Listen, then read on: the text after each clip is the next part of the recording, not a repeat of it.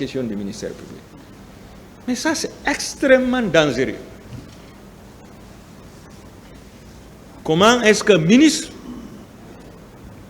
peut se permettre de garder les corps en lieu et place de la médecine légale, chargé de gérer les corps, parce que tout simplement, il a reçu des ordres de son président. On dit jusqu'à nouvel ordre. Ces corps-là étaient combien? Ils étaient où? Dans les mains de qui? Où ils ont été amenés? Personne ne peut répondre à cette question.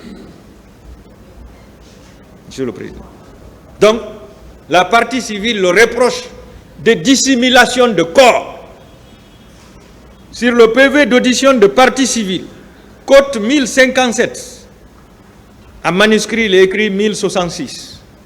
En date du 12 septembre 2012, M. Mamadou Ali Moubari, transitaire, demeurant au quartier Afia, minière à l'époque, déclaré au pool des juges d'instruction, en répondant à une question de son conseil, ce qui suit.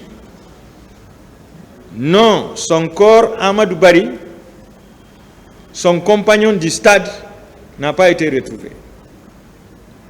Au cours des recherches, je me suis rendu à la morgue de Donka avec certains membres de la famille du défunt pour rechercher le corps. Et là, j'ai pu m'introduire à la morgue munie de ma carte de la Croix-Rouge locale, où j'ai constaté plusieurs cadavres entassés à même le sol.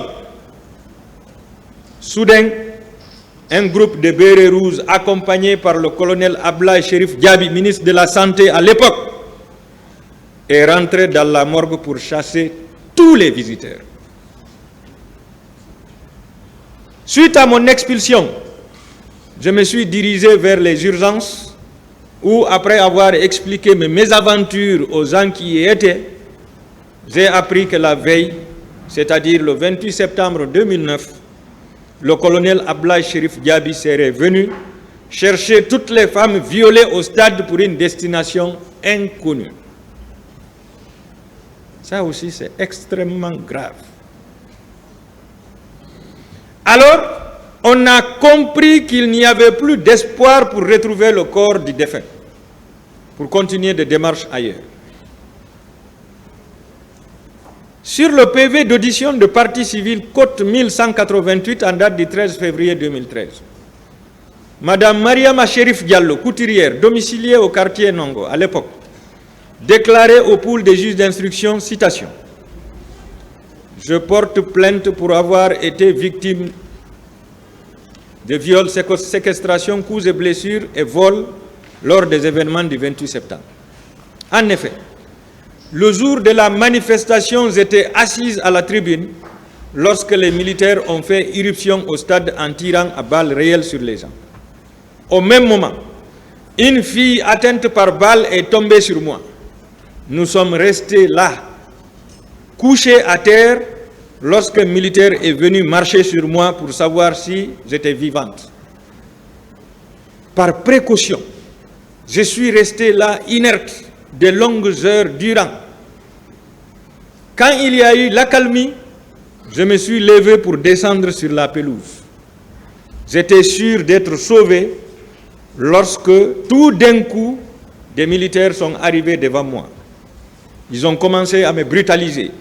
Je leur ai dit que je n'étais pas là pour la manifestation, mais plutôt pour rechercher mon enfant. C'est alors qu'ils m'ont sommé de quitter les lieux, non sans avoir retiré mon appareil photo numérique. Arrivé au portail, d'autres militaires m'ont intercepté. Après avoir retiré mon appareil Nokia, l'un d'eux a voulu me déshabiller, mais l'autre lui a dit de ne pas se presser et que j'étais si belle pour ça. C'est alors que les deux m'ont embarqué dans une pick-up après avoir bandé mes yeux. Peu après, nous nous sommes retrouvés dans une maison, je ne sais où. Le soi-disant chef qui portait un béret vert m'a placé sur un banc et m'a violé. Là, ce n'est pas un béret rouge, c'est un béret vert. Donc, un gendarme. Quant au second, il m'a administré des coups et m'a injurié tout en me demandant si c'est de cette manière qu'on prend le pouvoir. Je vous ai dit que c'est pour des raisons purement politiques que les gens ont été massacrés au stade. Il n'y avait rien d'ethnique, ainsi de suite. Au même moment, un monsieur est arrivé pour nous sommer de quitter les lieux. C'est alors que les deux m'ont ramené dans la pick-up pour me descendre à Dixon Port. C'est là qu'ils m'ont dit de me sauver. Comme ils ont fini d'assouvir à leur sale besogne, ils l'ont libéré. Je précise que lorsque nous sommes arrivés, ils m'ont confié à un surveillant qui me maltraitait. Eux, ils sont allés déposer des personnes mortes, découpées, je ne sais où, avant de revenir vers moi. Et ça, c'est dans une pick-up de la gendarmerie, Monsieur le Président. Les gens ont été découpés au stade, avec des haches, des coupes-coupes. Mais c'est sadique. On ne peut pas faire ça à son prochain. À l'audience, la pick-up, elle continue. La pick-up où j'ai été embarqué contenait des corps. Je ne sais pas le nombre, mais j'ai vu des pieds, des jambes et des bras. Le sang coulait sur les pneus. Et c'est pas possible. Ça veut dire que le nombre de morts embarqués dans cette pick-up était énorme. La nature des blessures, les endroits où les gens ont été découpés correspondaient à des nerfs qui donnaient beaucoup de sang. Où sont ces bras? Où sont ces corps découpés? Je demande au ministre de la Santé et au président Moussa Dadis Camara. C'est à eux de nous dire où se trouvent ces corps. À l'audience du 12 février 2024, un autre témoin du nom de M. Ismaël Ba, logisticien, domicilié à Lambagne à l'époque, déclarait devant ce tribunal que le 2 octobre 2009, je suis venu à l'esplanade de la mosquée Faisal pour assister à l'exposition et à la restitution des corps. Après l'altercation entre le ministre Koutoubou Sanou et la population, la police est intervenue. Je suis allé à l'intérieur de la mosquée Faisal. Étant là, la police est rentrée à l'intérieur en lançant des gaz lacrymogènes. Monsieur le Président, même les lieux de culte ne sont pas épargnés. Ça ne leur dit absolument... Là où l'être humain ne leur dit absolument rien, le lieu de culte ne leur dit absolument rien. Ça veut dire que ce ne sont pas des religieux. Ils ne sont ni chrétiens ni musulmans. Ils n'appartiennent à aucune religion. Monsieur le Président, ceux qui ont fait ça. Nous sommes sortis dans la débandade à la recherche d'une autre mosquée pour faire la prière du vendredi. C'est ainsi que je me suis retrouvé dans une mosquée qui se trouve à la Kamayenne, non loin du cimetière. Après la prière, suite aux demandes répétées d'un imam de ne pas laisser les corps dans les mains des militaires, de peur qu'ils ne les jettent dans la nature ou dans la mer, nous avons été prendre les corps pour les acheminer au cimetière de Cameroun.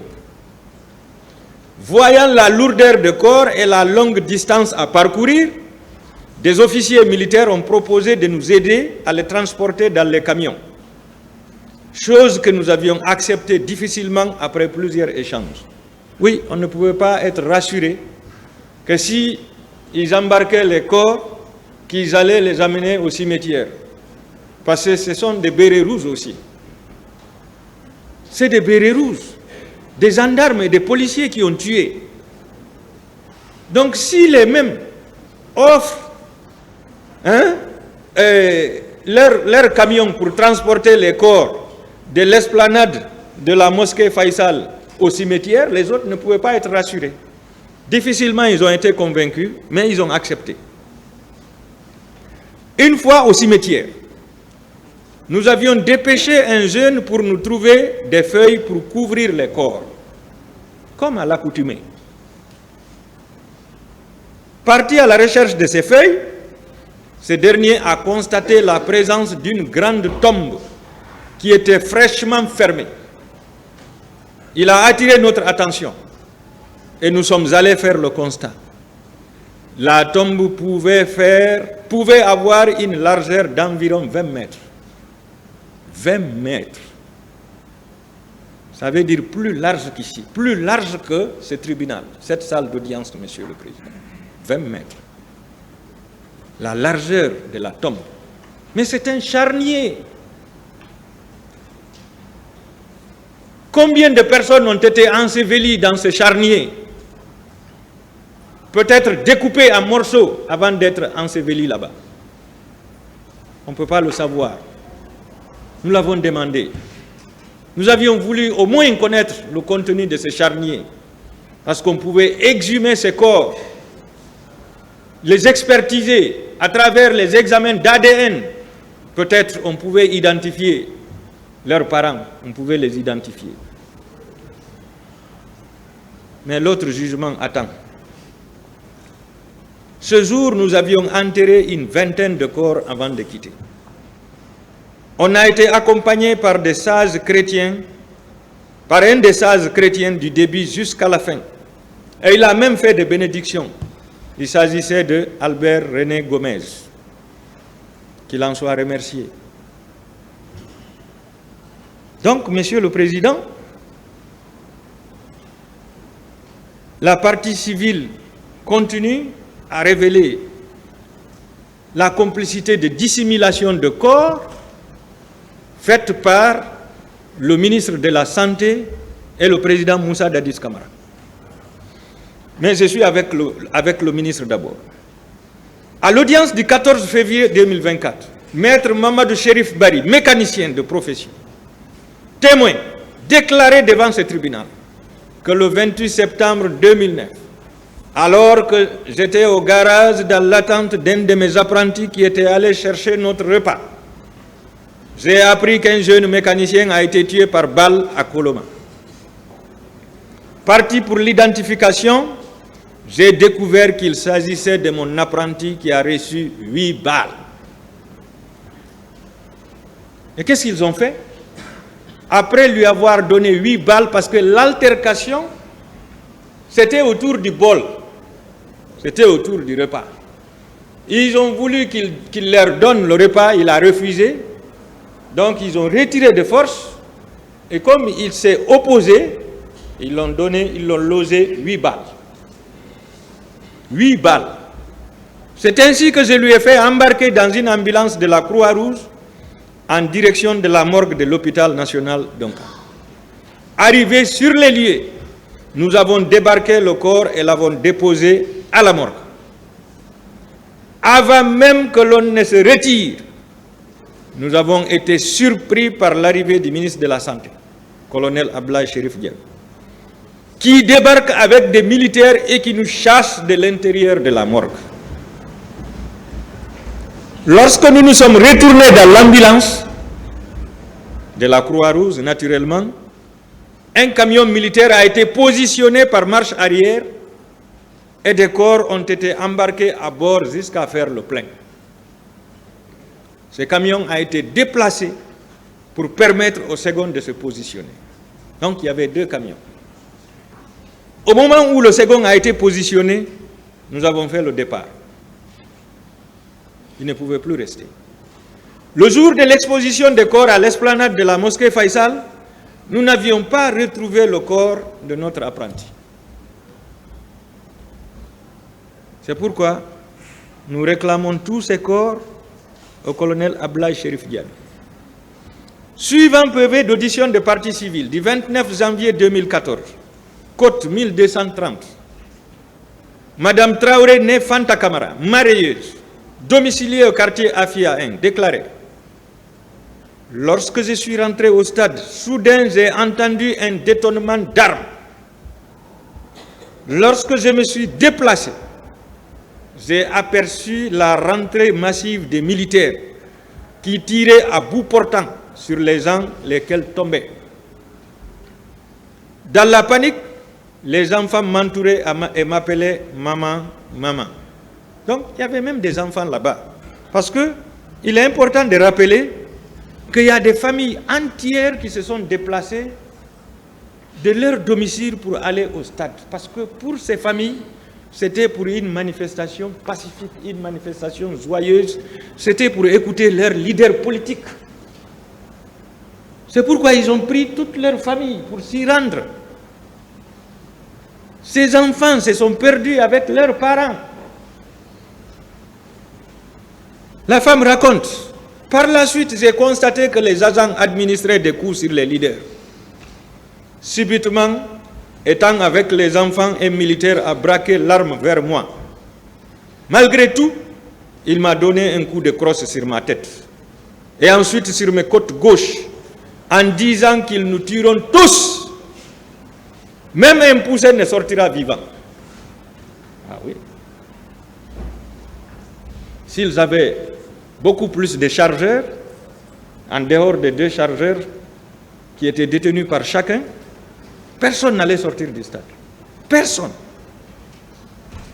Il n'y aurait pas eu de blessés parce que tout le monde allait être écrasé. Mais c'est quand les munitions étaient complètement épuisées qu'ils ont commencé à poignarder, à frapper, à découper, à égorger, jusqu'à même être fatigués. À un moment donné, ils ne pouvaient même plus agir. Il suffit de procéder à une expérience seulement. Lorsque vous frappez quelqu'un, lorsque vous poursuivez les coups, à un moment donné, vous-même, vous allez être fatigué. C'est dans ces circonstances douloureuses que j'ai constaté qu'une femme en état de famille a été tuée. L'enfant s'est remué dans le ventre de sa mère et une autre poignardée au niveau des seins. 2 personnes tuées à la fois, la mère et son enfant dans le ventre.